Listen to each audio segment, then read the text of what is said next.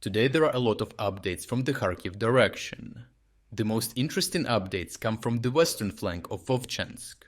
Here the Ukrainians launched a counterattack with the goal of cutting Russians off in Vovchansk and successfully completed the first stage of the operation.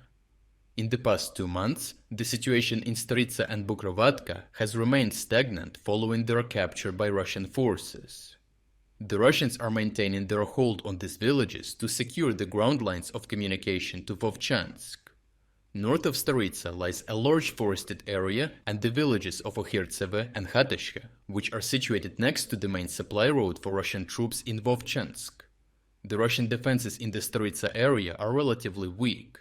Most of their heavy equipment and artillery have been allocated for attacks in Vovchansk, with the expectation that the natural water barrier would simplify their defense strategy. Additionally, the need to redirect troops to relieve besieged forces at the Vovchansk aggregate plant has further strained their resources. As a result, only a few Russian infantry units are left to defend the village, creating a potential opportunity for Ukrainian fighters to exploit. The goal of the Ukrainians is to advance on Staritsa and establish control of the village, using the nearby forest to the north as cover to covertly amass more troops. Once secured, they would leverage the forest concealment to launch an attack on Ohirtseve, potentially overwhelming the village with an unknown number of troops. Capturing Ohirtseve would level the front along the Siverski Donets River, as the river is too wide for Ukrainian forces to ford. However, gaining this position would give the Ukrainians a significant advantage in Vovchansk, as they would be less than 2 kilometers from the main supply road. This proximity would allow Ukrainian forces to disrupt Russian ground lines of communication using mortars, snipers and sabotage squads. Such a significant offensive effort is not meant to be isolated just at Staritsa, because the Ukrainian command is planning an attack from Tike, located on the eastern flank of Vovchansk. For the attack on Staritsa, the Ukrainian command has gathered fighters in the villages of Izbitske and Kharkiv to the south. The operation has been assigned to the Shaman Special Forces Battalion of Defense Intelligence, known for being among the best trained units in Ukraine. These fighters specialize in close quarters combat, ambushes, squad tactics, and reconnaissance. Combat footage from the area highlights the effectiveness of the Shaman Battalion fighters and the Ukrainian advances. Initially, the Ukrainian fighters moved stealthily through the forests south of the village, using camouflage to avoid detection by nearby Russian squads. They then destroyed a Russian hideout, capturing one survivor. This success allowed the Ukrainians to establish positions in the forest, where they dug trenches and constructed wooden barricades to repel potential Russian counterattacks.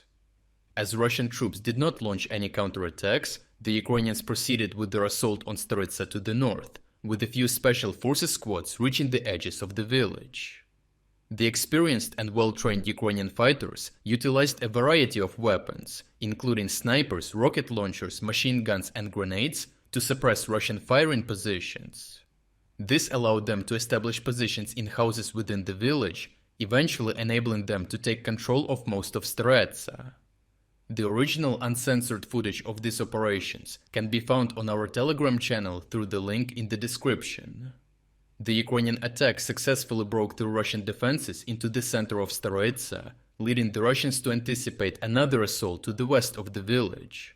Consequently, the Russians decided to destroy a river crossing on a dam near Starytsia.